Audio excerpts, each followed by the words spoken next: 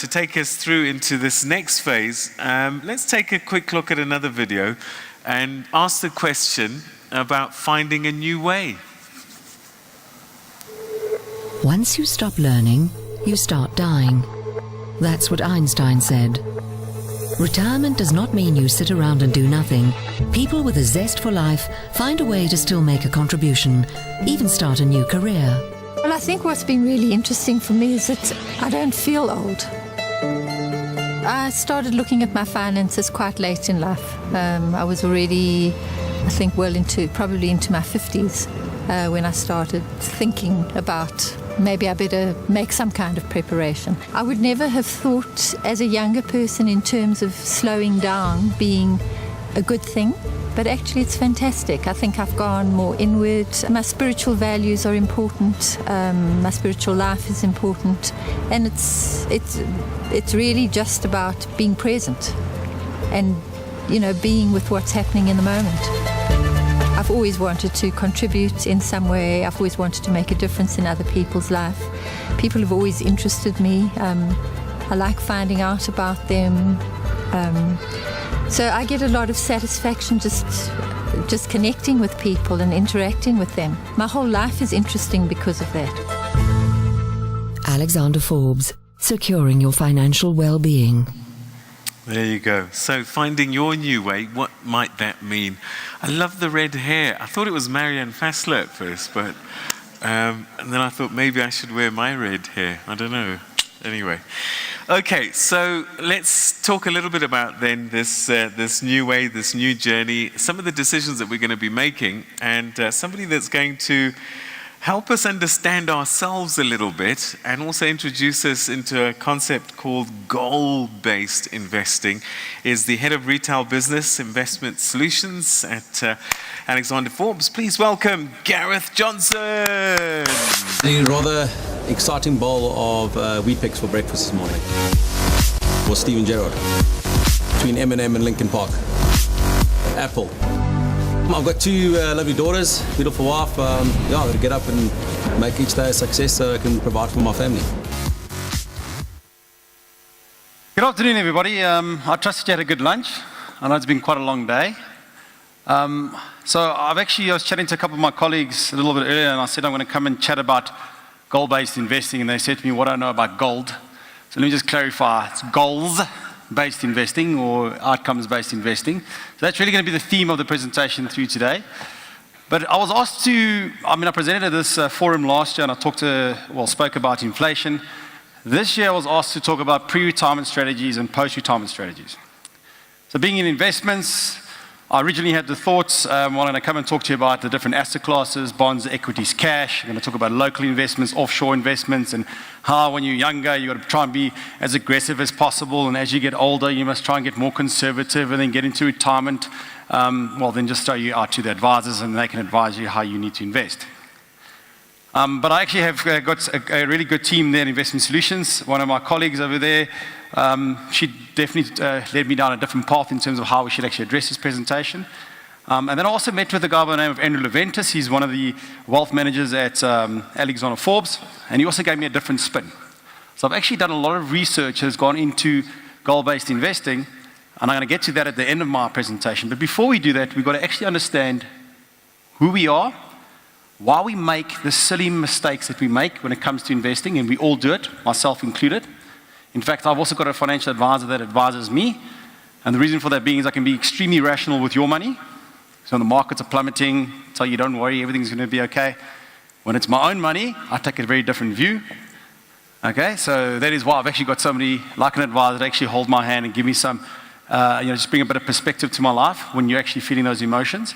But I want to talk about what we call behavioral biases and heuristics, so you can first understand why you make the mistakes you make. And when I say you, I'm referring to myself, us as human beings. And the reason why we do that is because, again, we're human beings and we have emotions. And two of the biggest emotions is fear and greed, and it has a massive impact how much money you're going to be able to retire on.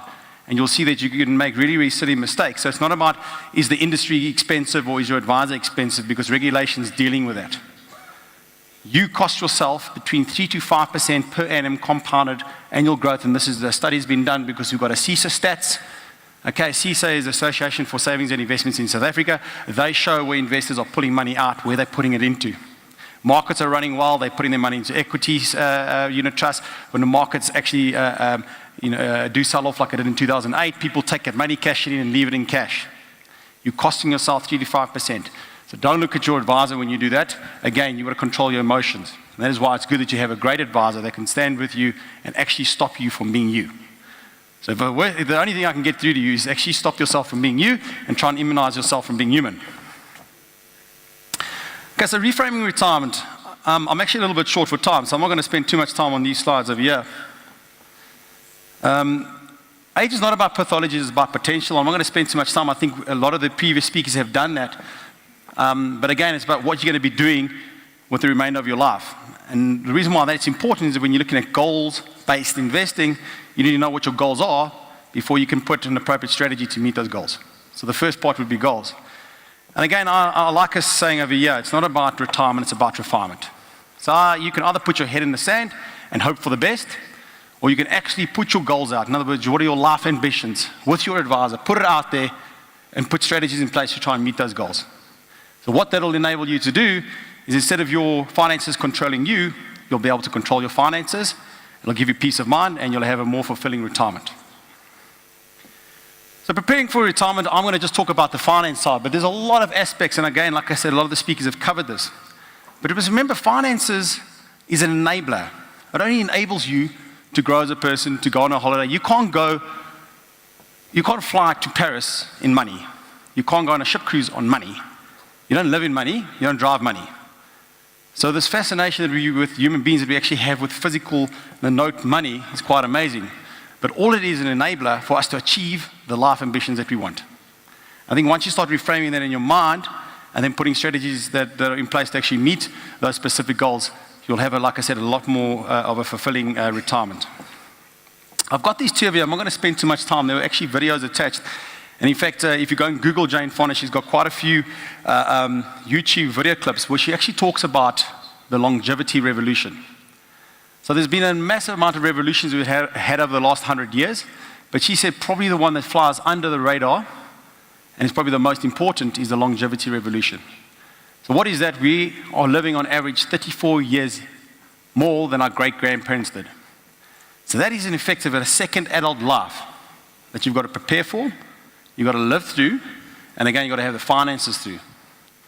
So it's all about saying, do I want a successful retirement, and saying what I'm going to do with my final third, or as Kathy Yule refers to it, as your final chapter or your fourth chapter in your life. But it's very important that you if you've got some time, actually Google some of those stats from Jane Fonda. Shlomo Bernardsky is an economist, and he talks about, and I'm going to go into this now, he talks about how well we actually plan for the future. And I'll go into some of those behavioral biases because it's actually vitally important when you look at it. It's amazing how we as human beings have this behavioral bias to gratify ourselves now. So I'd like to ask, can we have a quick show of hands? We had dessert after lunch. Anybody? Okay. He's done a study that if we'd actually put a bowl of fruit in front of you and a bowl of chocolates, about 74% of people would actually take the chocolates if it was offered to you now. Had I asked you to tick on the form that we'd have this event in a week's time, what would you prefer? You would say fruit. About 60-70%. Why? Because we know that's probably the right thing to eat, but it's a lot easier to show self-control into the future than it is to show self-control right now. So vitally important that when you're looking at money, and why does it relate to money, is that when I actually want to save more for retirement, I always find other things I want to spend my money on. There's always something else that I'd rather do than actually put money away, because I see saving money as almost a grudge purchase. It's something that I might not even make, so why do I actually do it? I'd rather want to consume now. And that has disastrous effects on how much money, but I'll talk through that. So we know we don't save enough. So why is it? There's just some quick stats. I'm going to go through them very quickly. But South Africans spend, on average, 75% of their take-home pay paying off debt. Okay, that's not even incurring new debt. 90% of South Africans spend more money than they actually earn. 58% of pensioners of workers expect to continue working into retirement. And most of it's because they have to, not because they want to. 62% on coping in the current environment. 4.7 million South Africans gamble every single year at the casinos. And it's fine if you're doing it, again, from a, if it's an entertainment point of view, but the majority of those people that go there are low-income earners. They're going there really just trying to strike it lucky. So it's actually quite sad. The average South African spends 4,500 Rand per annum on cigarettes. Firstly, it's bad for your health. Secondly, if you take 400 Rand every single month, because that's almost what it is, and just put that away into savings for 30 years, it'll have a massive impact. By the way, I drink a lot of beer, so that's why I didn't put the beer stats up there, because I think it's quite an acceptable spend.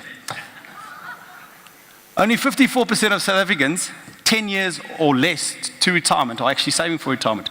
So 46% of South Africans that have 10 years or less to retirement are not even saving for retirement. Unbelievable. We spend about 20%, and that's really, we don't actually have a choice in this matter because of our, in terms of the transport that we do have from a public transport point of view, but we spend about 20% of our take-home pay just on transport. 62% of South Africans that earn 5 Rand or less per day own, rent, or use a cell phone. Okay, and again, there's new technologies that keep coming out, and those new technologies are after your money, and because we want to immediately gratify ourselves, we'll rather spend it on that than worrying about retirement. And your typical pension fund member, so a lot of the people sitting in this audience will actually belong to the employer's fund. You would typically rely on the money you get from that fund to replace 64% of your salary. In other words, to give you 64% of your income. So consider the following. The majority of pensioners report a significant drop in retirement. But you've also got what we call as a new terminology that's coming out. The people that retire in the next 5, 10, 15 years are what we call the sandwich generation. You're having to pay for your parents. Typically, a lot of you, and I will probably shake your head saying you are paying for a parent or even your in-laws, whatever, in retirement. And you've also got kids that are 30 years old still living with you. Okay, gone are the days when you were kicked out of the nest at 18. And I've got some of those friends, even a family member that's still sitting that only just recently moved out and is over the age of 30. But again, that's the sandwich generation. Most individuals are not saving enough. We know that they are far behind, about 5 years behind on their savings in terms of their retirement savings. And you're going to need more money. John Anderson hits on it perfectly, along with Ann Cabot-Ellershauser, in terms of how much money you'll need in retirement. And again, it's getting more costly to actually buy a pension. You're in that sandwich generation, and on top of it, you're living longer. So, there's a lot of headwinds for you to consider, and that's why it's key that you seek financial advice and you put in the different plans right now, so you can have a better retirement. The biggest killer, though, of retirement savings is literally not preserving. The average South African has 7 working jobs in their lifetime. Okay, so 7 jobs in their working lifetime. And what do we do in South Africa? Because the legislation still has not been changed, and we challenge government all the time on that, is to force preservation, because we've got to force you, or we've got to protect you against yourself. Because what do? When we can tick on there, we want cash when we leave our employer, what do? We take it in cash, because I've got to pay off that car, go on that holiday, I'll start saving next time. And we keep doing this, and we perpetuate the problem. And the silent killer is inflation. South Africans, not just South Africans, people around the world are actually prone to what we call money illusion. Inflation is a silent killer. When you've got inflation, you can't actually see inflation. If you're not investing in an investment that beats inflation, your money is losing its purchasing power, and I've got some slides to show you on that. But let's just have a little bit of fun. I'm going to poke some fun at you, at myself, we all do this. I've got a couple of these heuristics and biases. Heuristics, by the way, are mental shortcuts in terms of the way that we react to situations without having all the information in front of us.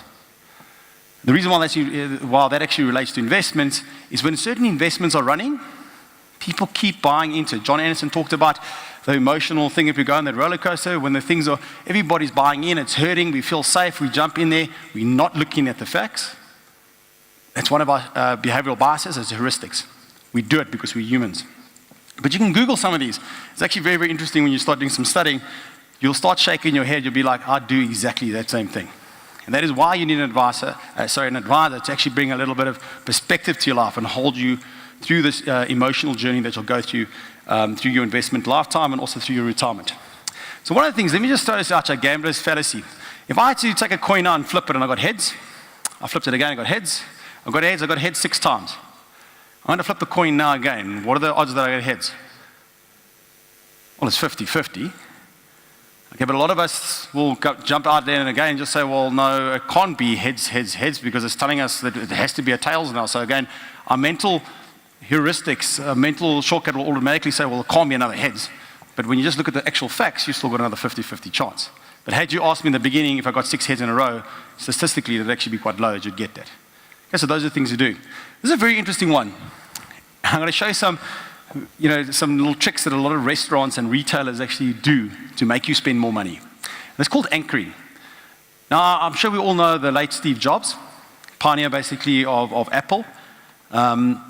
He does a phenomenal job, and I actually didn't have time, but I wanted to show you the video, but we didn't have time to put it up. But he does a beautiful job of anchoring. When he launched the first iPad, there was no such piece of or technology that actually existed. So when he got up there, he does the whole speech as Steve Jobs does. The way that he wears his little jersey and he walks around and he's talking to everybody about the salient features of that.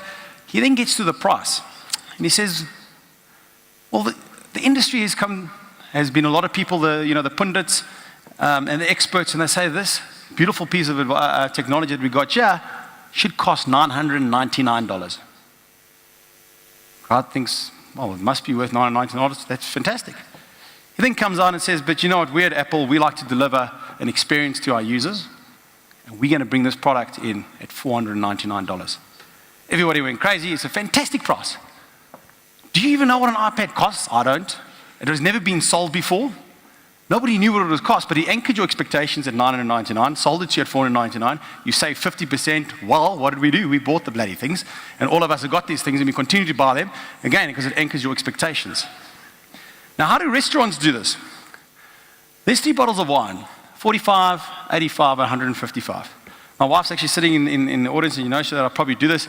Is that in order not to be a cheapskate, I won't go for the 45 rand bottle of wine, but the 155 is a little bit expensive, so I'll go for the one in the middle. Looks pretty good. So that's pretty cool, but what happens if you throw that in the mix? Now all of a sudden that 155 doesn't look too bad. And that's called anchoring. How many times you open up a menu and you look and you've got this insanely expensive bottle of wine or champagne, you're like, who the hell buys that? And yes, there are King Kaneni and all those guys that actually buy those type of things. But there are other guys that just like ourselves that sit there and think, well, geez, like that bottle of champagne costs 2,000 rand, paying 5 rand for a bottle of champagne is actually not too bad. And we buy it. It's called anchoring. And it's again, these are the behavioral biases that we all actually enjoy in our lives, and it happens to us all the time. And it affects the way you invest money as well. So have a look at this one. If you were chatting to your travel agent and you wanted to go to Mauritius for you and the spouse, and it said it's going to cost 20,000 rand. She phones you up, says, we've just had a cancellation, I can give you that holiday for 16,000 rand. Most people say, fantastic, I'm saving 4,000 rand, that's great.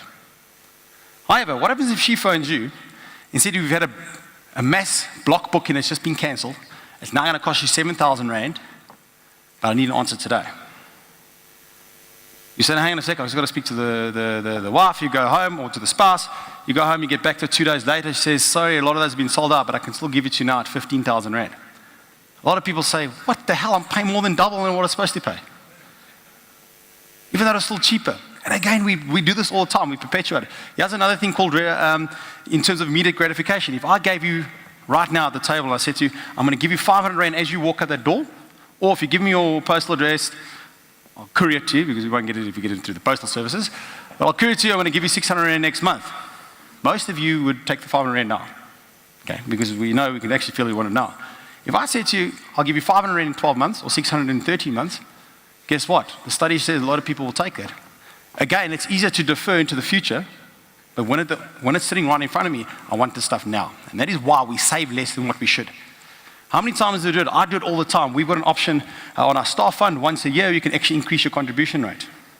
So every year I get my salary increase, I'm like, no, next year I'll do it. This year I've still got some other things I've got to sort out, but this year I'll just wait, and this will be the final one that I don't actually contribute more, but from next year I'll do it.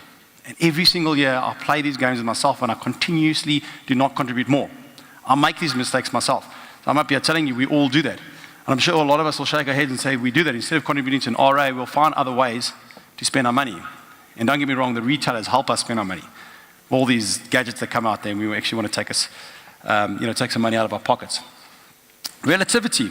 I thought this is actually quite funny. You're shopping for a pen, you go into a store, it costs you 250 rand. But you remember going into a store that's in the same shopping complex, it's about a 15-minute walk, and the pen's going to cost you 180 rand. Most of you, well, let me just go walk. I'll go, I'm going to save 70 Rand. It's like a 28% saving. Fantastic. We'll do it.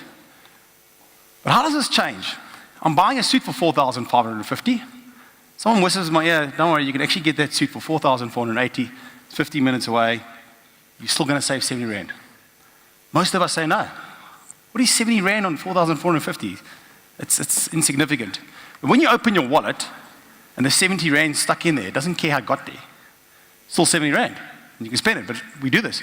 So I've just recently bought a car, and I'm sure a lot of us had that experience. When you go in and you actually buy a car, and say the list price of the car is like 400,000 Rand, you think fantastic. By the time you walk out of it, you've paid 520. You don't even know how. Okay, but you need a steering wheel and a gear knob and stuff, and we all realize all those optional extras, and we do it. And why doesn't it feel so bad? Because, well, the car's already cost me 400. What's another 80 or 70,000 Rand? I'm going to pay it over 5 years. It's only 200-300 Rand extra. We do this all the time. It doesn't make sense, but we do it all the time. And every time we do that, we're saving less, we're spending more. So whilst I'm giving you all those stats, I'm going to turn the fear of transformation into the transformation of fear. So again, I can tell you all these stats I just showed you a little bit earlier, and it does, you feel a little bit overwhelmed. Have you not done enough? Best way to get around that is to sit with a financial advisor, put all your hopes and ambitions out on a table, and put specific investment strategies to meet those goals.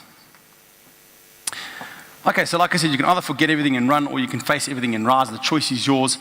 But again, I urge you to actually rather just face it, put it in your different investment strategies in place, and you'll feel a lot more empowered. So this is one of those behavioral biases in practice. This is reluctance. So people have got this mental note that if I'm not involved, I can't lose.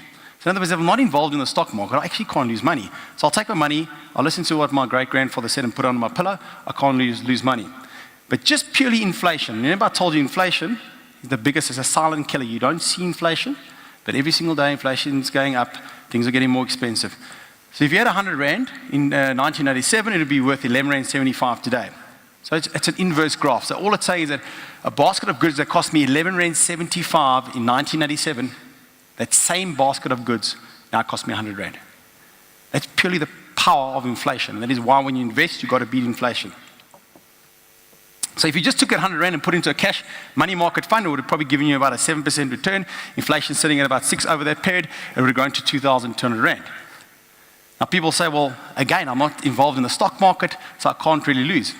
Well, that's exactly what you should not be doing. Had you at least gone into 50% in domestic stock market, 10% in bonds, cash, there's some property, you can see the weightings over there. It's definitely a lot bumpier ride, but look how much more your money is, triple than what you would have got if you just put into a cash investment.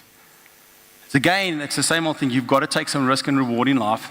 Risk to actually get the reward in life. And the more risk you take, typically the better your return. But you need an emotional coach to take you through this roller coaster. Because what we do is that when the markets capitulate, and I'll show you some slides, we do it all the time, our need for short-term emotional comfort comes into play. And we actually rather just withdraw our money and try and stay in cash. John Anderson, I think it was John that I mentioned a little bit earlier, where that guy down in Cape Town withdrew his money out of the stock market at 18,000 and never got back in. The market's sitting at 53, 52,000 now.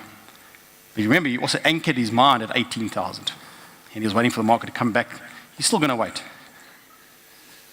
This one, yeah, don't worry, I know the font's a bit small, but what it does is just ranks the different asset classes. So bonds, equities, cash, South African real estate, offshore, local, it just ranks per calendar year, and it says which has been the best performing asset class.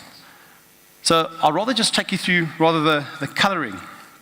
That there is the South African retail market in property. That is your house. Okay? And we know we had a fantastic run in 2002, 2003, 2004, the property was doing well. Now the thing what happens in there is that's what we call the herding mentality. You start speaking to your friends or your colleagues at work and all of a sudden everybody's buying townhouses, renting them out, and we all think we can't lose. We know that doesn't happen. You can look there, what happened in 2012, what was the worst performing asset class. Now this happens very much if you look on the stock exchange, and the reason why is, like I said, we've actually got stats from ASISA and Alexander Forbes. They've got stats through Member Watch. They actually watch switching behavior with members. In 2005, the market did 47 odd percent. In 2006, it goes and does 41%. In 2007, it does 19, almost 20%. People are piling into equity funds. They're piling into the stock market. You can't lose. Your next door neighbor who is plumber, he knows how to pick stocks now. Everybody, it's the easiest thing to do. The markets get absolutely smashed the very, very next year, down 23%. What do people do though? Is because of the fear, everybody withdraws their money. And like I said, the stats back this up. What does the market do the very next year? Up 32%, best performing asset class. So in order to protect yourself against you, you've got to take a long-term strategy. You cannot be trying to time this thing. It's impossible to do. So it's about putting the right goal with the right investment strategy and sticking to that strategy. It's not about trying to choose the best. You will come undone and you will destroy significant value in your life, and especially in retirement, by trying to do this. So capitulation. So I've done it with asset classes. Have a look at asset managers. Can I have a show of hands who knows Alan Gray? If you don't know who Alan Gray is, you've never traveled and you just, wow, it's impossible that everybody's in. They're a great company. They really, really are. I'm not picking on them for any other reason that they are very well known. But all I've done here is just done a ranking of managers.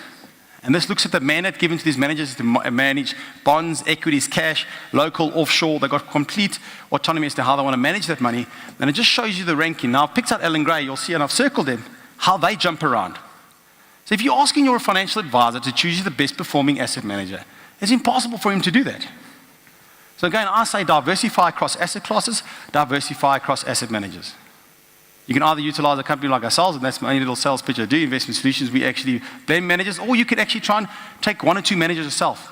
But if you're always trying to chase the best performing manager, it's a fool's game. You'll only see the asset managers putting their big advertising up when they've got this Raging Bull Awards and how well I've done this year. When they don't perform the very next year, you don't see a newspaper article, well, I was actually 10th out of 10. Okay. So loss aversion. You can't really see it quite well on the screen there, but I want to talk about how it's impossible to time just the market, but even if you're trying to trade in and out of the market. If you invested in this Johannesburg Stock Exchange for it's almost a 20-year period, it's from June 1995 to October 2014, so it's almost 20 years. If 100 Rand fully invested would have been grown to 1,760. If you missed the 10 best days, just 10 days in 20 years, 10 days, your money would have halved. So can you time the market? I would say not. The converse is true, however. This is taking the 10 worst days out, and your money would have doubled. If you took the 60 worst days out, that 100 Rand would have gone to 26,900.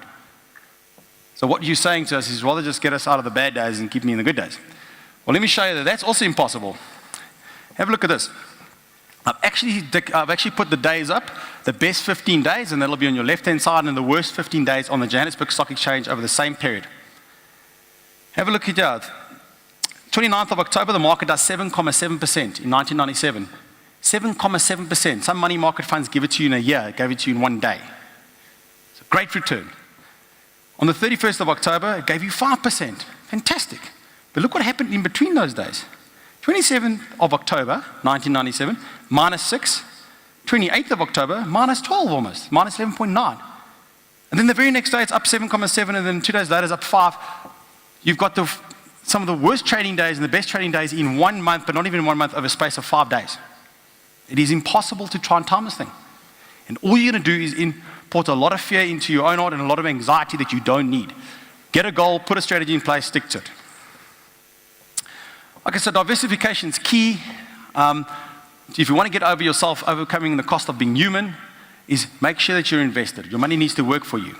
You've got to make sure that you diversify across asset classes, across asset managers, and stick true and have an advisor to take you through once a year. Look at rebalancing your portfolio. Make sure you go back to the basics of what you're trying to achieve. I'm going to go quite fast. I see I'm running out of time. But goal-based investing, this is really the crux of, I had to get you to this point to understand why your goals are so important that you put in different investment strategies for that. But we think a lot of things, and we say very little, although my wife would say I'm exactly the opposite. I say a lot and I don't think. But I think it's quite, if you look at a financial advisor, he needs to sit down and ask you questions about you, get it down on a piece of paper with you and your spouse, understand exactly what it is that you're trying to achieve in retirement, and then put in different investment strategies for you. Alexander Forbes has done a lot of work around what we call goal-based investing. So your comfort zone, you're going to have to get out of your comfort zone. You're going to have to tell your advisor, build that relationship with them, and tell them some real intimate things about what you're trying to achieve with your life, you and your spouse. And like I said, once you've got that out on the table, you're going to prioritize what your goals are, and then you're going to be able to put in different investment strategies. But it will require you to give a lot of yourself in order to receive a lot. I'm not going to go through this because I'm running a bit short on time, but this just shows you the evolution of our industry. John talks about it. There were defined benefit funds where the employer actually took all the investment risks. So if the fund was short funded, the employer had to put in. Then came defined contribution funds, which 99% of the people in this room actually belong to. You carry the investment risk. And again, a lot of those funds, you've got member investment choice. Like I said, stick to strategy long term. So the industry has changed quite a bit over time. And where we find ourselves, I actually see, so let me just go back to the slide quickly. This has happened over 30, 40 years. I think we're on the precipice of another massive change in the industry, and that's goal-based investing. Because the industry at the moment favors the actual industry. We construct portfolios and products, and we sell it on through to yourselves. Goal-based investing is when an advisor actually puts together an investment strategy where you actually sit as the main component. Because the way it currently works right now, if you invest into, say, a balanced fund, the way the benchmark works is that if I beat my peers, I've done well for you. Or if I beat a static benchmark, I've done well for you.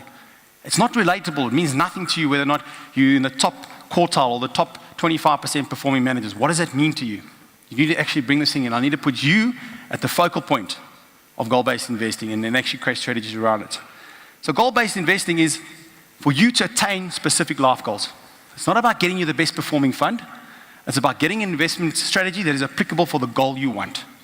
And I'll take you through some examples that can crystallize in your head what I mean by these goals.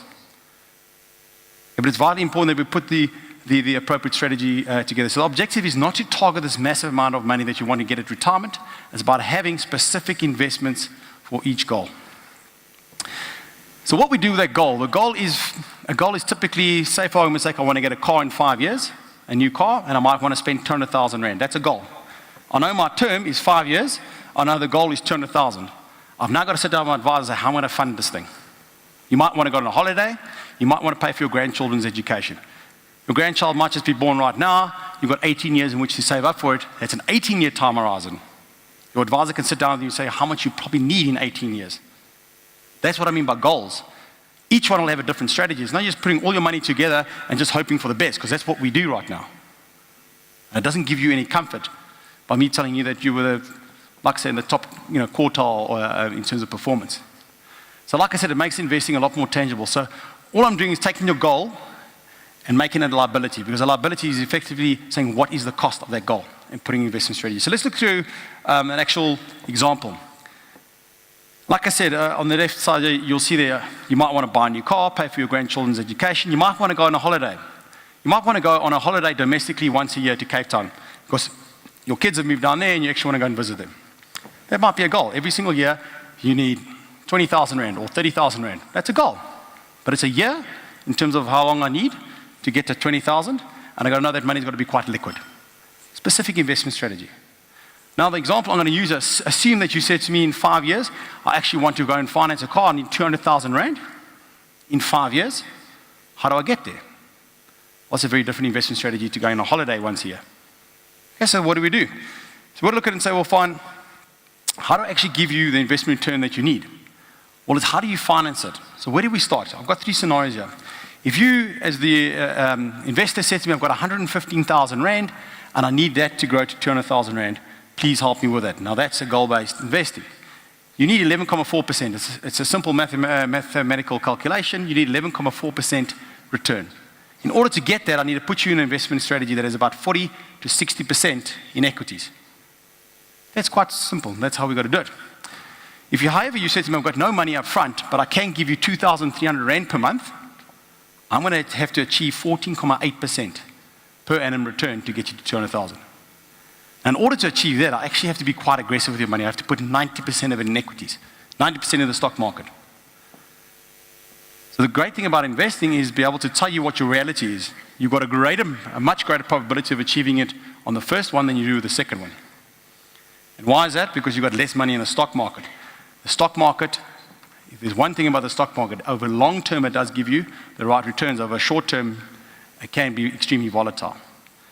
The third option is a person combination. Yeah, it says I've got 80,000 Rand up front and I can give you 2,300 Rand a month. I only have to give them a 7.3% per annum return. So now I only have to put between 10 to 30% in equities. Completely different investment strategies for exactly the same goal. But how do we invest right now? We put all your money together and just hope for the best. So I hope that's sinking in. And when you sit down with your financial advisor, you've got to be open in terms of what you're trying to achieve. But more importantly, is when your advisor sits down with you, what are the risks associated with each of those? That one in the middle, I can tell you right now, it can be achieved, but there's also a high probability that you don't achieve it. And it's about sitting down with you and actually giving you, so you understand what are your odds of actually making the one in the middle, because you're so heavily invested in equities. And why do I say that? Have a look at the one, this just looks at from 1 January 2000 to 31 December 2004, just the variance of returns of the stock market can be as high as 70, as low as minus 40. So obviously, the more money you got in equities, you've got a lot of risk associated in actually meeting your goals. The more money you put into bonds and cash, the greater your probability of actually achieving your financial outcome. Okay, so it's not about chasing returns, because if it's about chasing returns, everyone will say to me, give me the one in the middle. I'll say, cool, I'll give it to you. But what are your probabilities of making that? It's going to diminish quite significantly versus the one on the right side. Okay, so goal-based investing does not provide you a guarantee of better performance, but it does significantly enhance the probabilities that you'll achieve the correct financial outcomes for what you're trying to invest. And like I said, it actually empowers you, because you sit down, you know what each goal is and what you're trying to save to. It actually helps you budget for all your life's ambitions and life goals. So what is a good retirement? A good retirement, to me, is actually measured by the standard of living that you want in retirement. It's not about amassing the most amount of money. I mentioned it a little bit earlier. It's about the small things that you can actually do. That is actually the joy about retirement. It's not saying, well, I've got 15, 20 million when I retired. What are you actually doing? What are your goals? What are your life's ambitions? Warren Buffett actually says it quite nicely here. It says, to invest successfully over a lifetime does not require stratospheric IQ, unusual business insights, or inside information. What's needed is a sound intellectual framework for making decisions and the ability to keep emotions under control from corroding that framework. And that is why it's vitally important that you have an advisor to be able to hold your hand through all these emotional roller coasters that you'll go on, whether it's pre-retirement or even into your retirement, is to be able to give you, like I said, see the wood through the trees, and to be able to just, like I said, in your own head, know exactly what it is that you're investing for. So your beliefs don't make you a better person, your behavior does. If anything, you go away from this, you speak to your current financial advisor or speak to a Forbes financial advisor, and at least just have that open conversation. And I think you'll feel a lot more empowered in terms of where you're going. But your advisor is not there to sugarcoat things for you. Okay, he has to tell you the honest truth. And unfortunately, as an advisor, they'll tell you a lot of times they've got to be the bearer of bad news. You come through to them when you retire and you've only got 700,000 or $1 million. They're not magicians. Okay, so I think just understand it. But as open as you can be with your advisor, I think you'll get a lot better from your actual relationship. And this is just my last slide. I think, for ourselves, that we as individuals, we've got to know that if you can collaborate with people that actually want to look after your financial retirement, and again, that are also completely committed to actually helping you through this journey, I think, again, you'll be a lot more successful. Thank you for your time.